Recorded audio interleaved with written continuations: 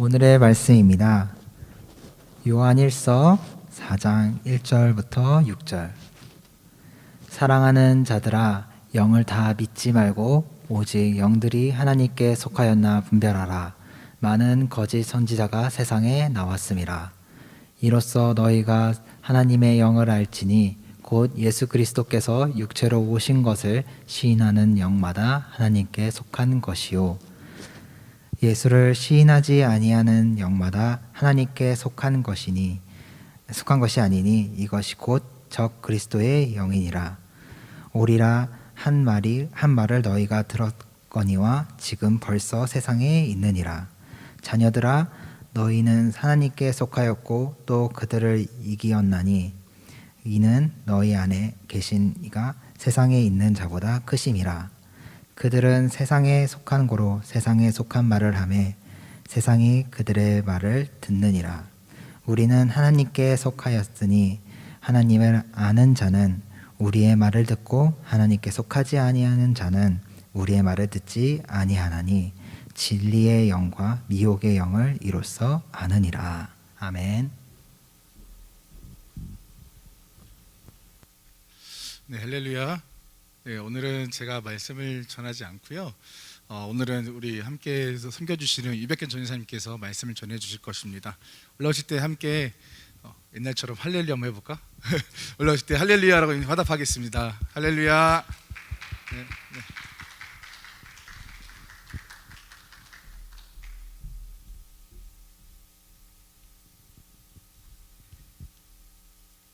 네, 우리 좀 더 힘차게 할렐루야 한번 외쳐볼까요? 자, 할렐루야, 할렐루야, 할렐루야라고 인사하면서 우리 양옆에 이렇게 다시 한번 인사하면 좋겠습니다. 오늘 참 좋은 날이네요. 이렇게 양옆과 앞뒤 사람한테 인사를 해볼까요? 참 예배드리기 좋은 날입니다.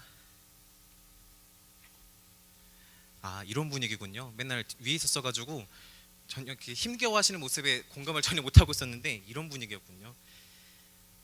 어떤 분위기건 다 하나님께서 역사하시고 함께 하시는 그런 은혜인 줄 믿습니다. 네, 오늘 같이 말씀을 읽었습니다. 말씀은 요한일서 4장에서 1절에서 4장 1절에서 6절까지 말씀이었는데, 오늘 같이 나누실 말씀의 제목은 하나님께 속한 자들이라는 제목으로 같이 나누기 원합니다. 하나님께 속한 자들. 여러분, 혹시 대한민국이 지금 전 세계 통틀어서 우리나라가 압도적으로 1위를 하고 있는 분야가 있는데 그게 뭔지 아십니까? 이제 사실은 다들 아시니까 굳이 제가 열거를 하지 않더라도 다 머릿속으로 생각하실 거예요. 저희가 스마트폰도 너무 잘 만들고 디스플레이 기술도 너무 좋고 조선업 기술도 너무 좋고 참 눈부신 발전들이 있죠. 네, 좀 소리를 조금 줄여주셔야 될 것 같습니다. 네. 그런데 이 대한민국이 참 여러 분야에서 1위를 하고 있는 네, 목소리 잘 들리시나요?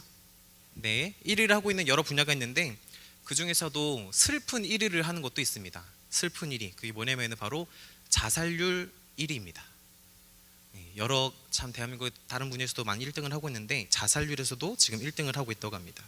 사람의 이 죽음에 대한 동기로 이제 가장 높은 첫째가 스스로 자의에 의해서 목숨을 끊는 자살, 이 자살률이 가장 높다는 거고, 그 연령층은 10대에 지금 해당을 하고 있다고 합니다. 두 번째로 이 죽음이라는 것에 대해서 왜 죽었는가, 사람이 이제 왜 죽었는가에 대해서 연구를 하니까 두 번째가 암이래요. 그리고 그 암에 대한 연령층은 50대라고 합니다. 자살하는 원인을 여러 교수님들이 연구를 했다고 해요. 그랬더니 첫째가 이 정신적인 우울감에서 오는 이 자살 원인이 있고, 둘째, 셋째가 경제 문제, 또 질병 문제, 이런 거에서 자살을 한다고 합니다. 어렸을 때는 스트레스를 받고 또 우울하고 또 그런 스트레스가 우울증이 극심해지니까 다른 방도가 없어가지고 이제 풀 곳도 없고 누구 하나 내 소리 들어주는 사람도 없고 하니까 스스로 목숨을 끊어버리는 그런 최악의 상황이 일어나는 건데, 50대가 되고 나면은, 어른들이 되고 나면은 책임져야 하는 것들이 많아지니까 스스로 목숨조차 끊지 못하고 속으로 끙끙 앓다가 그냥 술로 마음을 다를래다가 결국 암으로 죽어온다는 그런 결과가 되겠지요. 왜 이런 결과를 유치했는지 아시나요? 저희가 이제 1등을 참 많이 하잖아요. 우리나라가 슬픈 1등이 첫 번째가 자살률이었고, 그 두 번째로 하는 1등이 뭐냐면은 독주라고 합니다. 독주 마시는 거. 폭탄주 같은 거 있잖아요. 한번 마시면은 탁 쓰러져 버리는. 왜 웃으시지? 경험 있으신 거예요? 이런 자 그냥 한번 마시고 나면은 그냥 픽 쓰러지게 되고 그냥 기억을 잃게 되는 그런 독주 소비도 1등이 바로 우리나라라고 합니다. 그러니까 그날 하루가 너무너무 힘들었다 보니까 그냥 마시고 잊어버리려고 그냥 그런 소비조차가 우리나라에서 1등을 하고 있다는 거죠. 그런데 이 와중에 재밌는 사실이 세계에서 또 1등을 하고 있는 거가 세계에서 가장 많은 교회와 선교사 파송을 하고 있는 것도 바로 우리나라다라는 겁니다. 참 아이러니하죠. 세상에서 가장 교회를 많이 파송하고 교회가 가장 많은 나라. 여러분 광교도 그런가요? 제가 전에 살던 곳은 불을 끄면은 이제 제가 사던 아파트에서 내려다보면은 십자가가 빨간색 십자가가 12개가 보였어요. 베란다 한 층에서 왼쪽부터 오른쪽으로 파노라마를 쓱 보면은 십자가가 빨간색 십자가가 12개가 보였어요. 참 그 동네 안에 십자가가 참 많았죠. 여러분도 공감하시나요? 그게 우리 공감에서 끝나는 것이 아니라 그게 사실이래요. 그게 연구 결과래요. 우리나라에서 가장 많은 교회를 파송한 나라, 우리나라에서 세상에서 가장 교회를 많이 파송한 나라, 그게 바로 대한민국이라는 거죠. 그리고 동시에 자살이 가장 많이 일어나는 나라도 바로 이 대한민국이라는 것입니다. 제가 이제 찬양을 이제 듣다가 내려왔는데 제가 사실 설교를 준비를 해왔는데 이런 생각을 하게 됐습니다. 제가 예전부터 가장 참 기대하고 이렇게 됐으면 좋겠다 싶었던 게 뭐냐면은 하나님의 음성을 정말 밀접하게 듣는 사람이었어요. 예전에 어떤 선교 대회를 갔는데 선교사님이 그분 성함이 요나 선교사님이었거든요. 가명이시죠. 아무래도 이제 어느 나라에서 선교하시는지를 말씀을 할 수가 없으니까 그 요나 선교사님이 아무것도 안 가지고 가고 그냥 단상에 올라가셔가지고 5분 동안을 혼자 막 되게 조용한 기도하는 이제 모습을 보이시는 거예요. 사실은 이제 그것이 만약에 방송이었고 그것이 만약에 수많은 사람들 앞에서 어떤 예배적인 측면에서 그런 5분 동안 그렇게 아무 말도 하지 않고 가만히 있는 것을 보면은 아마 많은 분들이 마음 가운데 어려움이 생길 겁니다. 뭐 저처럼 예배기획팀이나 저 뒤에 계신 청구 목사님도 아마 방송사고 아니냐고 이제 막 이제 큰일 아주 난리가 나겠죠. 근데 그 선교사님이 그렇게 길게 묵상을 하시다가 갑자기 말씀하신 게 뭐냐면은 자기도 이렇게 설교로 준비해서 올라왔는데 하나님께서 지금 내가 준비해온 이 설교가 지금 이 찬양, 이 예배, 이 현장 가운데 이게 맞는 설교인가? 라는 의문을 주셔가지고 그걸 5분 동안 씨름을 했대요. 씨름을 해서 준비했던 설교랑 그런 것들을 다 제쳐버리고 갑자기 그 자리에서 떠오르는 것들만 가지고 막 말씀을 전하시는 거예요. 근데 참 어렵죠. 그렇게 설교를 하면은 실수도 많이 일어날 수도 있고 준비했던 말들이 안 나올 수도 있고 어쩌면은 그것이 정말 하나님이 주신 말씀인지 아니면 내가 하는 말인지 분별하기도 어려울 수가 있습니다. 그런데 그때 그 예배, 제가 가지고 있는 그 기억만큼은 많은 사람들이 하나님께서 주신 그 말씀을 다들 가슴 가운데 새겼던 그런 시간이었어요. 저는 지금 그렇게 제가 그렇게 영성이 뛰어나지도 않고 갑자기 무모하게 갑자기 하나님께서 지금 제 왼쪽 귀에 다른 말씀을 전하라고 하십니다. 이렇게 해서 갑자기 막 요한일서 말씀을 안 하고 다른 말씀을 전하고 이러진 않습니다. 그럴 용기도 없고 깡도 없고 영성도 있지 않아요. 그런데 한 가지 소원하는 거는 우리가 방금까지 정말 뜨겁게 찬양을 했잖아요. 주의 나라가 임하길 원한다고 다 같이 뜨겁게 찬양을 했잖아요. 그러면은 우리가 지금 이 시간 저 앞에 있는 이 사람 그 사람이 누구이든 상관없이 하나님이 주신 말씀이 지금 내 귓가에 들리고 있구나.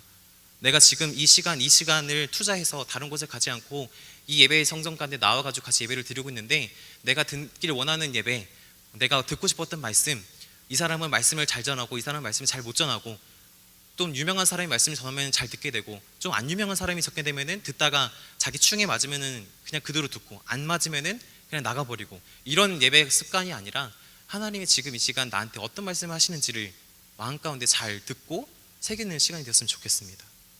아직 설교를 시작도 안 했는데 갑자기 무거워졌죠. 저도 이렇게 될 줄 몰랐어요. 그런데 서론에 우리 방금 나눴던 얘기 기억하시나요? 우리나라가 교회를 가장 많이 만들고 짓고 선교사를 파송한 나라인데 자살률이 1위래요. 그러면 지금 교회가 한국 땅에서 무슨 역할을 하고 있다는 건가요? 아니죠. 아무런 역할을 못 하고 있다는 거죠. 한국 교회가 지금 한국에서 정말 곳곳에서 베란다 문을 열면은 곳곳에 보이는 게 빨간 십자가 그 불인데 그 수많은 십자가들이 이 나라에서 아무런 역할을 못 하고 있다는 거예요. 결국 이 나라가 이렇게 피멍들고 문제가 생기고 어디에 문제가 있다는 거죠? 바로 우리 교회에 문제가 있다는 거죠. 왜 세상의 문제를 교회 탓으로 하려고 하느냐? 여러분, 교회란 무엇인가요? 교회란 무엇인가요? 대부분의 사람들은 교회를 하나의 단어로 축약을 하면은 사랑이다라고 말을 합니다. 그리고 이 사랑이다란 말은 성경에서만 등장하는 것이 아니라 우리가 옛날에 고등학교 때 가면은 도덕 시간에 아시죠? 그럼 윤리 시간에도 여러 종교 대종교들을 말을 하면서 이 기독교는 사랑이다 이렇게 배웠던 단어가 이 교회를 설명하는 표현이었어요. 혹은 교회가 무엇인가요? 라고 했을 때 여러분 마음 가운데 혹시 예수 그리스도 이런 선포가 터져 나오시나요? 만약에 그렇게 고백하신다면은 그것도 할렐루야. 그 고백이 지금 이 순간 제가 여쭤봐서 물어봐서 이렇게 대답하는 고백에서 끝나는 것이 아니라 여러분 마음 속에서 늘 모든 삶 가운데 터져나오는 그런 고백이 되셨으면 좋겠습니다. 또 교회가 아니요, 교회라는 곳은 제가 배우기로는 예배 공동체입니다. 예배를 드리는 모든 사람들이 모여있는 예배 공동체입니다. 이렇게 생각하셨습니까? 그것도 아멘, 그것도 할렐루야. 여기서 같이 예배 드리는 모든 삶 가운데 그 고백이 그저 이 시간에서 끝나는 것이 아니라 이 예배 성전일 밖으로 나가서도 여전히 그 예배 공동체의 그 공동체로서의 묶임이 계속 이어지길 바랍니다. 그런데 이 모든 것을 다 통틀어서 설명하는 것은 바로 사랑이라는 거예요. 예배 공동체다, 교회는 예배 공동체다, 교회란 예수 그리스도다, 교회란 뭐 우리 강교 꿈의 교회다, 교회란 뭐 사람들의 모임이다, 건물이 아니다, 이런 여러분의 다 마음속에 가지고 있는 많은 그런 핵심들이 있잖아요. 개념들이 있잖아요. 배운 지식들이 있죠. 그런데 그 모든 것들을 다 통틀어서 사랑이다라고 우리가 알고 있어야 된다는 거예요. 말씀을 하나 읽으면은 요한일서 3장 11절입니다. 제가 읽겠습니다. 우리는 서로 사랑할지니 이는 너희가 처음부터 들은 소식이라. 네, PPT가 제가 잘못 드렸었나 봐요. 다시 돌아와서 사랑이라는 단어는 모든 것을 해석할 수가 있습니다. 하나님이 이 세상을 창조하신 것도, 우리가 죄 가운데 빠져 있어도 독생자 예수님을 이 땅에 보내신 이유도 모두 우리를 사랑하시는 그 은혜 가운데 우리가 살아있기 때문에, 그 사랑 가운데 우리가 거하고 있기 때문에 우리가 이 교회란 무엇인가요? 라는 질문에 교회는 사랑입니다 라고 대답을 할 수 있어야 되는 거예요. 내가 너를 사랑한다 라고 하나님의 말씀을 우리가 성경으로 많이 들었고 설교를 많이 들었는데, 그것이 그저 활자에서 끝나는 것이 아니라 하나님이 매일매일 고백하시고 우리 귓가에 말씀을 주시는 게 내가 너를 사랑한다 아들아, 내가 너를 사랑한다 딸아, 이 고백이라는 것이죠. 그리고 하나님은 그 말씀을, 그 고백을 지키시기 위해서 매일매일 우리와 함께 살아가고 계신 것입니다. 결국 교회는 받은 사랑을 가지고 행함과 진실함을 가지고 사랑해야 하는 것이죠. 그런데 아까 우리 현실이 어땠습니까? 이 나라가 이렇게 살기 힘들고 죽고 싶다 말하고 괴로워하다가 또 스스로 목숨을 끊어버리는 사람의 숫자가 세계에서 가장 많다고 하는데, 교회가 지금 사랑을 잘 전하고 있는 것인가요? 우리 현실, 이 세상의 뭐 다른 글로벌한 어떤 세계적인 그런 표현까지 안 해도 됩니다. 지금 여러분 삶 가운데는 어떤가요? 지금 여러분 삶 가운데는 사랑이 넘치고 있나요? 여러분 삶 가운데는 지금 너무나도 풍족하고 마음이 따뜻한 그런 은혜와 사랑의 어떤 교제 가운데 잘 지내고 계신가요? 교회가 그 이름대로 사랑을 가지고 사랑을 전해야 하는데, 이 세상에 아무도 아무렇지 않게 사랑을 전하지 못하고 있고, 대체 무엇을 하길래 이 나라가 요지경이 되었을까요? 오늘 같이 읽었던 말씀이 요한 1서죠. 요한 1서도 당시대에 이런 문제가 있었습니다. 요한 1서를 기록한 이 저자, 대부분 사도 요한이다라고 말을 하고 있는데요, 교회를 위한 겉면이 담겨 있는 것이 이 요한 1서의 내용입니다. 그래서 이게 편지 형식인데 약간 특별한 편지 형식이에요. 그래서 꼭 어떤 누군가에게 보낸다, 어떤 수신자가 적혀 있지는 않지만은 성도 개개인을 향해서 하는 어떤 설교처럼 그런 내용들이 담겨 있습니다. 그래서 이 저자가 요한 1서를 기록하면서 기록한 목적이 바로 이것이다 라고 말을 하고 있는 것이 있는데, 그게 뭐냐면은 아무리 힘든 상황에서도 예수 믿는 성도에게는 충만한 기쁨이 있다, 이것을 증거하려고 내가 적었다, 이렇게 적혀 있습니다. 다시 읽어드릴게요. 아무리 힘든 상황에서도 예수 믿는 성도에게는 충만한 기쁨이 있다, 라는 이것을 증거하기 위함이다. 요한일서 1장 4절입니다. 우리가 이것을 씀은 우리의 기쁨이 충만하게 하려 함이라. 이것을 쓴 이유는 우리 안에 기쁨이 충만하게 하려 함이라. 성도에게 있어서 충만한 기쁨은 살아계신 예수 그리스도 그것만으로도 충분한 줄 믿습니다. 그래서 우리는 그 주님과 함께 날마다 교제하고, 날마다 하나님과 대화하고, 날마다 하나님께 여쭈어보고 오늘 하루 어떻게 살아갈 건지, 오늘 하루 허락해 주심에 감사드린다라는 그런 기도를 드리며 살아가는 것이 성도에게 가장 큰 기쁨이 되는 줄 믿습니다.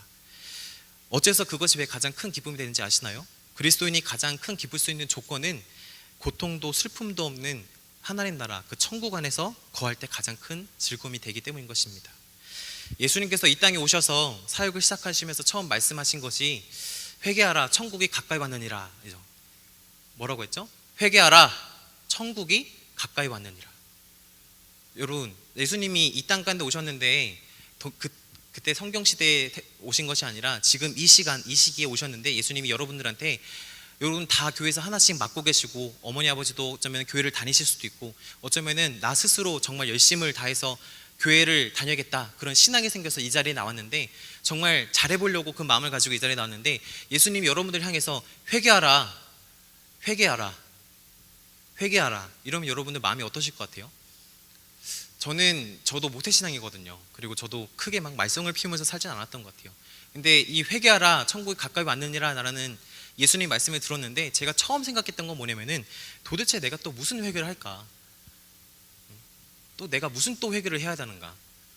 나 아직 그렇게 크게 잘못한 것도 없고, 나 그렇게 말썽 피운 적도 별로 없고, 나 그렇게 모나게 행동한 적도 없는데 내가 또 뭘 회개해야 되나? 이런 생각이 들었습니다. 그런데 여기에서 회개하라 이 말은 내가 생각나고 기억하는 그 죄악의 문제 차원이 아니라, 내 안에 하나님께서 주권하셔서 내 삶을 완전히 바꾸셔서 하나님 나라가 내 안에서 이루어지도록, 내 삶의 방향성과 내 인생관 자체가, 내 예배관 자체가, 나의 물질관 자체가, 내 안의 모든 것들 자체가 예수님으로 말미암아서 완전히 바뀌어버리는 것이 그 회개에 속한다는 거예요.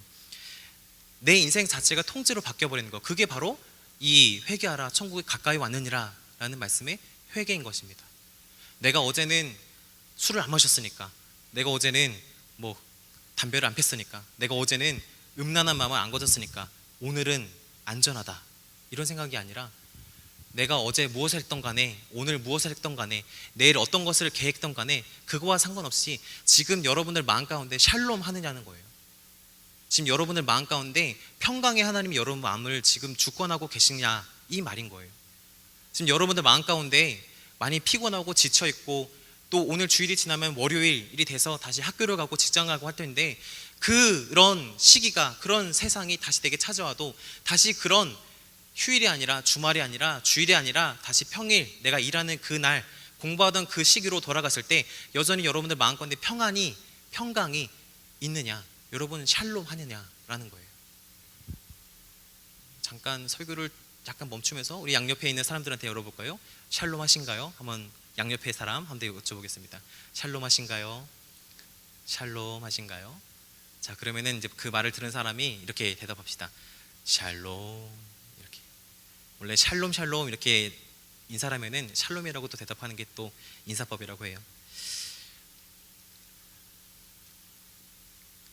이 하나님이 내 마음 가운데 오시는 이 계기, 이 기회, 이 작업이 이루어지고 나면은 이러한 충만한 기쁨이 이제 내 안에 가득해지게 되는 은혜가 생기는 것입니다.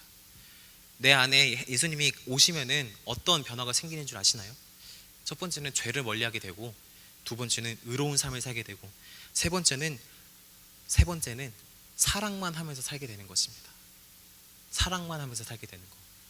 이거 진짜 어려운 거 아시나요? 연애를 해도, 저도 사실 지금 결혼을 앞두고 있거든요. 결혼을 앞두고 있는데, 결혼을 앞두고 있다는 거는 어떤 걸 의미하는지 아세요?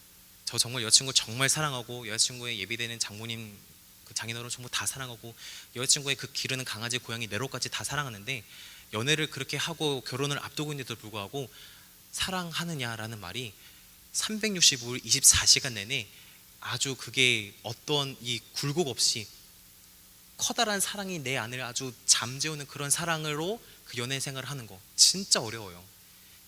상대방이 누구냐, 상대방을 내가 얼마나 사랑했냐, 이 내가 측정하는 사람의 크고 낮음이 아니라 내가 안에, 내가 사랑으로 이미 충만했던 사람, 사랑으로 태어나고 사랑으로 살아가고 사랑으로 죽는 그런 사람이 내가 아니다 보니까, 내 안에 가지고 있는 그 죄성이 있다 보니까 내가 그렇게 사랑하는 사람을 두고 있음에도 불구하고 사랑한다는 게 365일 24시간 일어서나 앉으나 깨어있으나 잠을 자고 있으나 그게 아주 똑같이 형통하지 않아요. 그때마다 달라요. 여자친구를 정말 저는 사랑합니다. 그런데 이게 연애 안에서만 톡하는 것이 아니라 우리 그리스도의 안에서, 교회 안에서 예수님께 받은 그 사랑을 우리도 실천하는 것이, 그것이 정말 어렵다는 거예요. 저는 방금 연애에 대해서 얘기를 했지만은 여러분들 또 연애를 하시는 분도 하고 계시겠지만은 그 연애관을 떠나서 여러분들 지금 태어나셔서 지금 여러분 인생 가운데 얼마나 이 교회 시간을 투자하고 있나요? 교회 다닌다는 그것만으로 얼마나 투자를 많이 하고 있나요? 절대로 적지 않은 시간이라는 거죠. 그런데 내가 받은 사랑을 남에게 전하게 되고 예수님께서 내 안에 계시면은 그동안 시기하고 미워했던 모든 것들이 없어지게 되는 것이 바로 내 안에 충만한 기쁨이 생겼을 때의 현상이라는 것입니다. 그래서 우리는 한 가지, 이제 우리가 이것을 나눈 것이 이번 설교에 오늘 같이 나누고 싶은 거에 가장 중요한 포인트인데, 우리가 깨닫게 되는 것이 하나 있다는 겁니다. 내 안에 충만한 기쁨이 생기면은 그 기쁨으로 한해서 내 안에 깨닫게 되는 것 한 가지가 있는데, 그게 뭐냐면은 바로 분별이에요. 어떤 것을 분별하느냐, 어떤 사람이 하나님의 자녀이고 어떤 사람이 하나님의 자녀가 아직도 못하고 사단에 이끌려고 가는 그런 마귀에 속한 사람이 되는지, 사단 마귀에 속한 자녀가 되는지, 우리는 그 기준이 생기게 된다는 거예요. 겉으로는 모릅니다. 여러분들 이거 되게 무서운 말이에요. 우리 지금 같이 예배드리고 있잖아요. 근데 이 중에 누구는 하나님의 자녀고 누구는 하나님의 자녀가 아니래요. 이게 지금 제가 그냥 생각나는 대로 감정적으로 여러분들 말하는 것이 아니라 성경에 그렇게 적혀 있습니다. 아무리 착하고 선하고 남들을 위해서 삶을 산다 할지라도 내 안에 예수 그리스도에 대한 믿음이 없으면은 그 존재는 하나님 안에 있는 존재가 아니라는 겁니다. PPT 하나를 보여주면은 오늘 책을 읽었다가 보니까 4가지의 사람이라는 이제 종류가 있다고 합니다. 자, PPT를 보시면서 나는 어디에 속하는 사람인가 한번 나눠보시면 좋겠어요. 첫 번째는 나 자신만을 위해서 사는 이기적인 사람. 혹시 나는 일본에 속한다. 아멘. 자, 한 명 있었어요. 두 번째, 남을 위해 사는 이타적인 사람이다. 나는 남들을 위해서 사는 사람이다. 여기서는 손 안 들 거예요. 세 번째, 하나님을 위해 사는 사람이다. 네 번째, 사단 마귀를 위해서 사는 사람이다.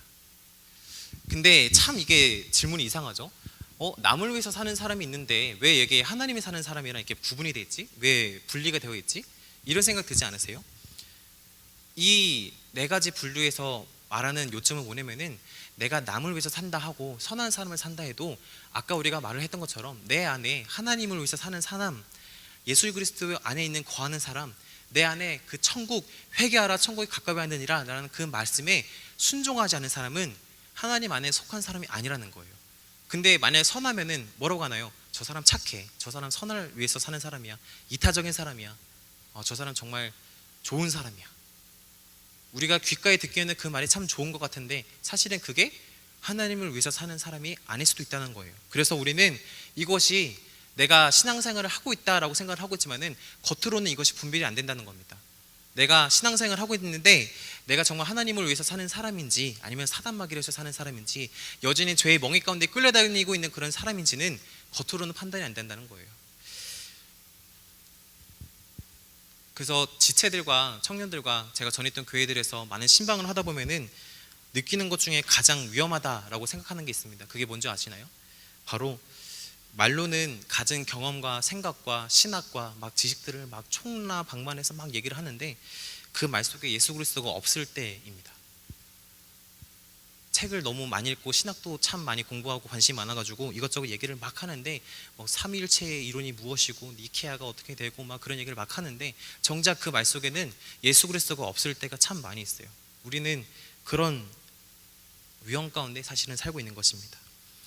그런 위험한 상태가 많아지면은 그 공동체는 무너지게 됩니다. 그런 위험한 상태의 성도들이 결국 어디 있겠습니까? 세상 밖에 있겠습니까? 세상 밖에서도 이 나라가 자살률이 많아지겠습니까? 세상 밖에 그런 사람들이 많아서 세상 밖에 세상 밖에 예수를 모르는 사람들이 많아가지고 이 세상이 그렇게 어렵게 되겠습니까? 아니에요. 교회 안에 있기 때문에 이 세상이 어려워지는 거예요. 교회 안에 예수를 모르는 사람들이 너무 많아가지고, 교회 안에 예수님께 제대로 예배드리지 않는 사람이 너무 많아가지고, 그래서 세상이 무너지게 되는 겁니다. 교회 안에서 그 역할을 제대로 못하니까, 교회 안에서 성도된 사람으로서의 그 도리를 제대로 못하니까, 그래서 세상이 힘들고 아파하기 시작을 하는 거예요. 요한일서에서도 그리스도를 더 이상 그리스도를 여기지 않겠다라는 한 무리가 등장을 했습니다. 그래서 이 요한일서 저자가 그들을 조심하라 라는 이 말을 하기 위해서 요한일서 이 서신을 쓰기 시작을 한 거예요. 4장 1절에서는 교회 안에서 이 적그리스도가 나올 것이라고 이야기를 하고 있습니다. 제가 읽어보겠습니다. 표준 세번역으로 준비했습니다. 사랑하는 여러분, 어느 영이든지 다 믿지 말고 그 영들이 하나님께로부터 왔는가를 시험해 보십시오. 거짓 예언자가 세상에 많이 나타났기 때문입니다. 지금 1장을 토대해서 사도 요한이 어느 한 교회, 어느 한 성도들한테 이렇게 말을 하는 거예요. 사랑하는 여러분, 어느 영이든 다 믿지 마세요. 지금 그리스도를 믿지 않는 거짓 예언자가 나타났습니다. 근데 그 거짓 예언자가 어디 있다고요? 세상에 있다고요? 교회 밖에 있다고요? 아니요, 교회 안에서 일어났다는 거예요. 교회 안에서 예수님을 더 이상 예수를 믿지 않겠다고 한 그 사람들이, 그 무리들이 등장을 했다는 거예요. 그래서 사도 요한이, 이 저자가 서신을 쓴 겁니다. 여러분, 지금 교회 안에 이런 사람들이 나타났습니다. 지금 세상에 많이 나타났다라는 말이 세상을 얘기하는 게 아니에요. 그냥 이 세계 열방을 말하는 거예요. 교회도 이 세계 열방 가운데 하나님의 이 천지 창조 안에, 창조의 섭리 가운데 포함이 되어 있는데, 교회가 이 세상을 주도해서 나아가야 되는데 주도하지 못하고 하나님의 말씀을 계속 들었음에도 불구하고, 같이 예배하던 예배 공동체였음에도 불구하고 예수님을 모른 채로 살아가는 무리들이 등장을 했다는 거예요. 어디에서? 교회 안에서요. 지금 이 교회 안에서도 그런 공동체, 그런 깨어진 성도들이 일어날 수 있다는 겁니다. 여기서 갑자기 제 옆에 있는 사람 쳐다보라고 하면 되게 분위기 안 좋아지겠죠? 지금 졸았어, 너가 그 사람이야, 한물이야, 이렇게 하면 아주 서로 상처 주고 망하겠죠. 농담이고, 그래서 이 사도 요한이 교회 안에서 이런 잘못된 교리가 일어나는 것을 보고 말씀을 전하고 조언을 해주는 겁니다. 그러면서 이 영을, 이 세상을 아는, 세상에 속한 영과 하나님을 믿는 영, 이것을 분별하는 기준으로 하나를 알려줬는데, 그게 2절 3절에 나옵니다. 제가 읽어보겠습니다. 여러분은 하나님의 영을 이것으로 알 수 있으니 곧 예수 그리스도께서 육신을 입고 오셨음을 시인하는 영은 다 하나님께로부터 온 영입니다. 3절에 그러나 예수를 시인하지 않는 영은 다 하나님께로부터 오지 않은 영입니다. 그것은 적 그리스도의 영입니다. 여러분은 그 영이 올 것이라는 말을 들었습니다. 그런데 그 영이 세상에 벌써 왔습니다. 2절 3절을 통해서 사도 요한이 지금 무엇을 말하냐면은, 그 영을 분별하는, 내가 지금 하나님의 자녀인지 마귀의 자녀인지를 분별하는 기준이 무엇이냐면은 바로 예수 그리스도를 제대로 아느냐예요. 그래서 예수 그리스도를 제대로 아느냐, 이것을 교리로 표현했더니 바로 그게 성육신, 예수 그리스도의 성육신을 믿느냐라는 것입니다.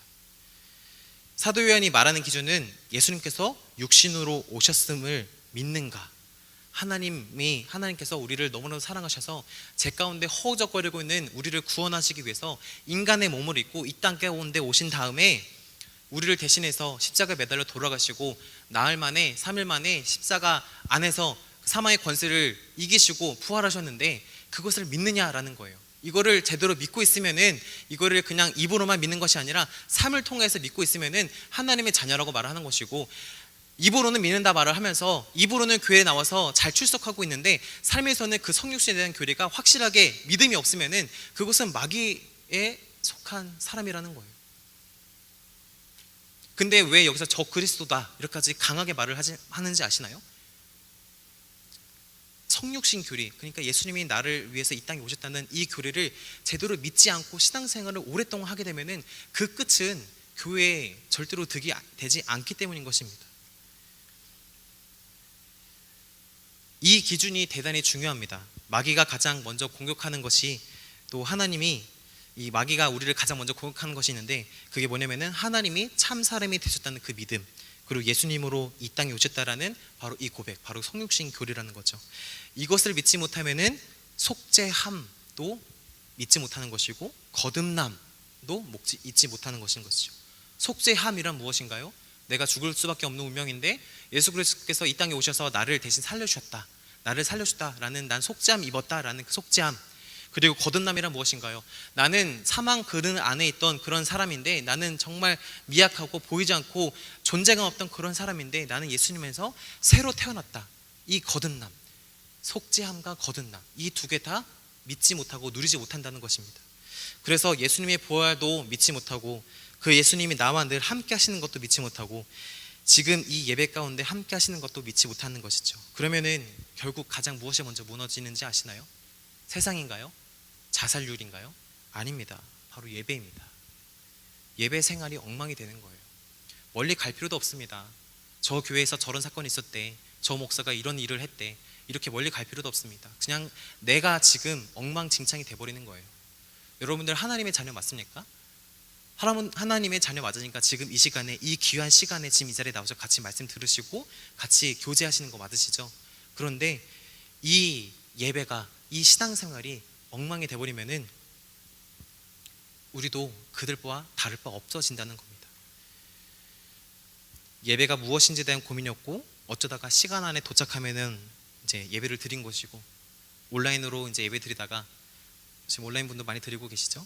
온라인으로 예배 드리다가 딴짓하다가 뒤늦게 설교 시간 맞춰서 들어와서 조회수 이제 1 올라가면은 아, 나도 예배 출석했네, 이런 신앙들.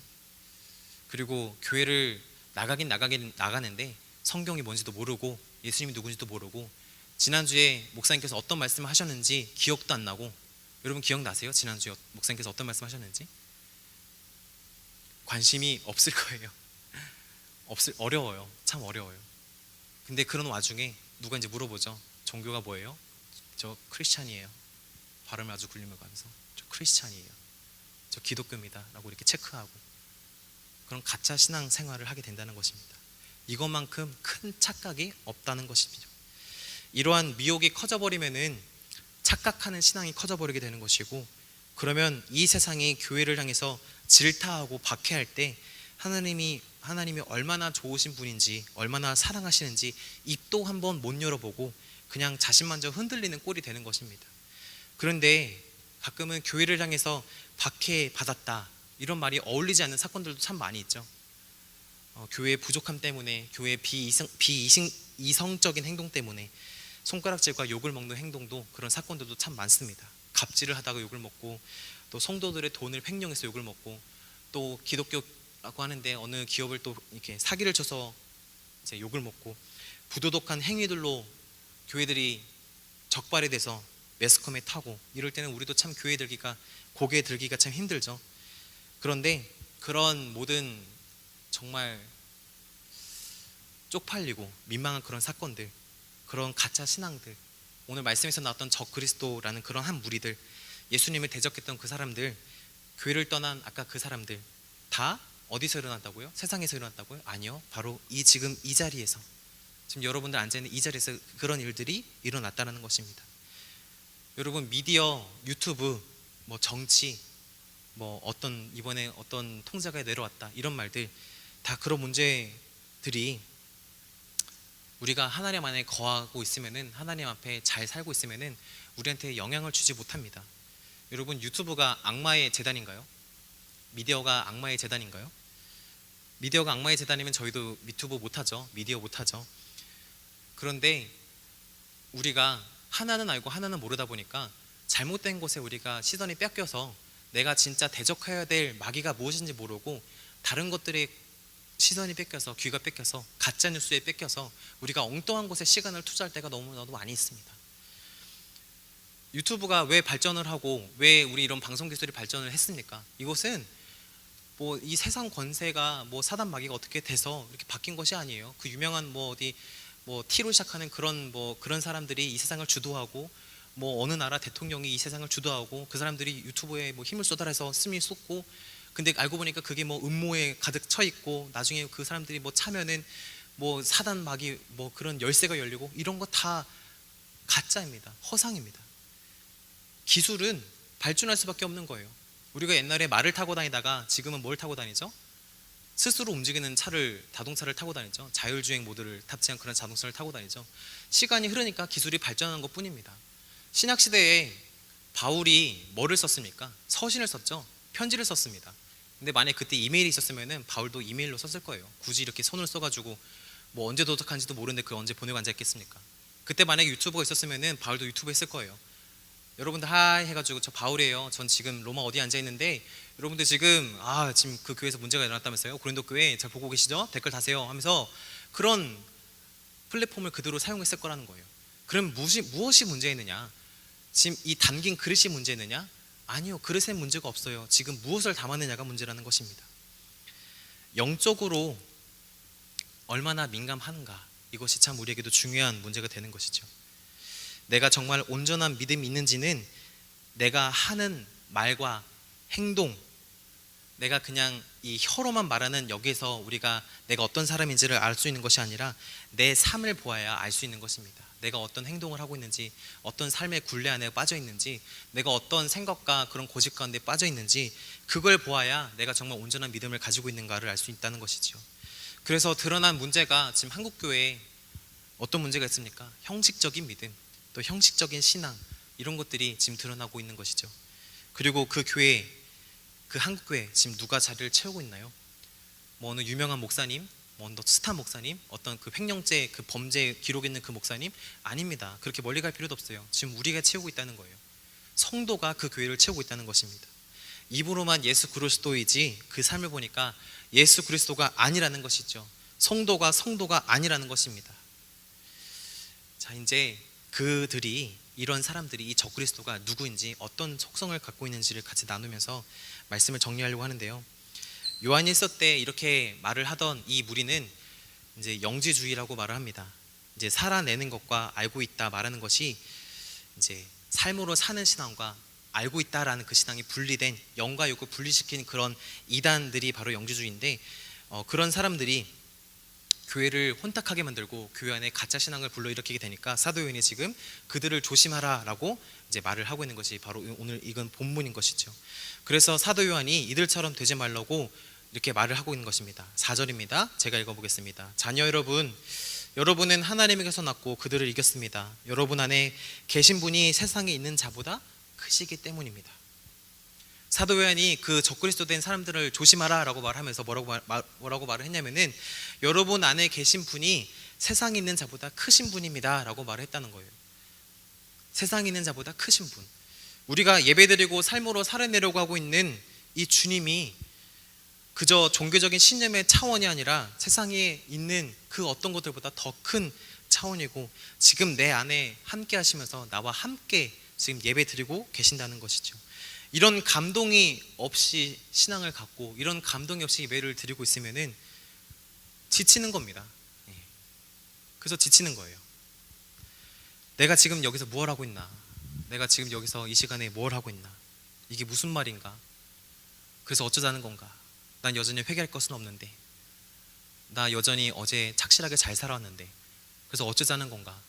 나 신앙 좋은 것 같은데 무엇을 회개하라는 것인가? 이런 형식적인 신앙에 빠져버리면은 자기가 자기를 속이는 신앙이 되는 것입니다. 그런 신앙을 가진 사람들이 많아지니까 교회가 지금 이 세상에서 속수무책이 되는 것입니다. 그 누구의 슬픔도 위로도 아무런 교회가 하지 못하는 것이고, 죽음을 택한 자들한테 손조차도 뻗지 못하는 그런 교회의 꼴이 되는 것입니다. 왜냐하면 예수 그리스도가 없는 신앙을 지금 교회가 살아가고 있으니까. 예수 그리스도가 없는 신앙을 지금 그 수많은 성도들이 지켜가고 있으니까. 지금 이 자리에 나온 것 자체도, 이 시간에 이 지루한 이 설교 시간 가운데 듣는 것도 참 곤욕이죠. 저도 사역을 하기 전에 참 많이 졸았는데, 예수님을 믿는 게 이제 모태신앙을 지나가서 5년이 지나고 10년이 지나고 이제 30년이 지나가고 있는데, 여전히 저도 제 스스로 신앙에 대한 점검을 늘 합니다. 나는 지금 행복한가? 내가 지금 행복한가? 내가 지금 하나님과 교제하면서 행복한 삶을 잘 살고 있는가? 근데 성경에서 이런 고민을 하고 있는 사람들이 있었으며 하지도 않고 예수님을 저버린 사람들, 한 무리들이 있었다는 것을 오늘 성경에서 말을 하고 있는 것입니다.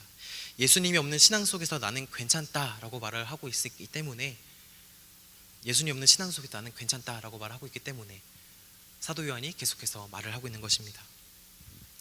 예수님을 영접하는 순간에 이 세상에 속한 자가 아니라 하나님께 속한 자이다 라고 고백이 터져 나오게 되는 것인데, 그래서 우리가 나는 죽고 죽어 살고 라는 고백이 나오게 되는 것이죠. 그런데 내 안에서 이 새 생명이 얻었다는 것을 믿지도 못하고 하나님이 주신 그 은혜를 저버리면은 결국 그 끝은 사망의 권세로 들어가는 것입니다. 그래서 우리는 내가 맡은 바 사명을 다하고 최선을 다하고 예배를 사모하고 이거저거 노력하고 어떻게든 해내려고 막 하려고 하고, 이번엔 콘티가 어떻게 되고 순서가 어떻게 되고 간식은 어떻게 되고 오늘 무슨 옷을 입고 교회에 올까, 어떻게 교회에 갈까, 이런 수많은 고민들을 하고 있는데, 그런 거 하기 전에 우리가 사실 스스로 나를 점검해야 된다는 것이죠. 그래서 이런 말을 하려고 합니다. 같이 따라했으면 좋겠습니다. 교회 안에서 사역하려 하지 말고, 따라해 볼까요? 교회 안에서 사역을 하려 하지 말고 교회 안에서 사랑을 하라. 이게 정말 중요한 기준이 되는 거예요. 여러분들도 지금 수많은 찬양팀도 서고 맡은 바 자리에서 우리 젊은이부 예배가 성장하기 위해서, 부흥하기 위해서 참 많은 것들을 하고 있죠. 여러분들 그걸 사역이라고 생각하면은 끝도 없습니다. 지치길 마련이에요. 사역이다 라고 나 스스로를 자꾸 체면에 빠지게 하지 말고 사랑하라. 이 교회를 사랑하라. 이 공동체를 사랑하라. 지금 내 옆에 앉아있는 이 사람을 사랑하라. 내게 주어진 그 셀 원들을 사랑하라. 나와 함께 올 그 사람을 사랑하라. 이 교회에 오랫동안 나오지 않는 그 지체를 향해서 사랑을 주고 교회에 같이 나오라 라고 사랑을 전하고 주고 받으라는 것입니다. 마지막으로 6절을 읽고 말씀을 맺도록 하겠습니다. 6절입니다. 제가 읽겠습니다. 우리는 하나님에게서 났습니다. 하나님을 아는 사람은 우리의 말을 듣고 하나님에게서 나지 않은 사람은 우리의 말을 듣지 않습니다. 이것으로 우리는 진리의 영과 미혹의 영을 알아봅니다. 알 수 있습니다. 라고 적혀 있습니다. 이 세상과 나라가 어려운 이유는 교회가 제 역할을 못하기 때문입니다. 그래서 교회가 못하는 이유는 이 시대의 악함이 교회는 사랑이다 라는 것을 잃어버리도록 만들기 때문인데, 이 시대의 악함으로부터 가장 먼저 지켜야 할 것은 내가 먼저 바뀌어야 된다는 것, 예배의 의미가 회복되어야 된다는 것, 날마다 예배드리는 삶이 되어야 된다는 것, 그것이 바로 우리가 지키고 행해야 될 모습인 것입니다. 멀리 가지 말고 있는 그것부터, 우리가 지키고 있는 이 자리부터 지켜 행하는 그런 우리 젊은이부 모든 한 지체가 되셨으면 좋겠습니다.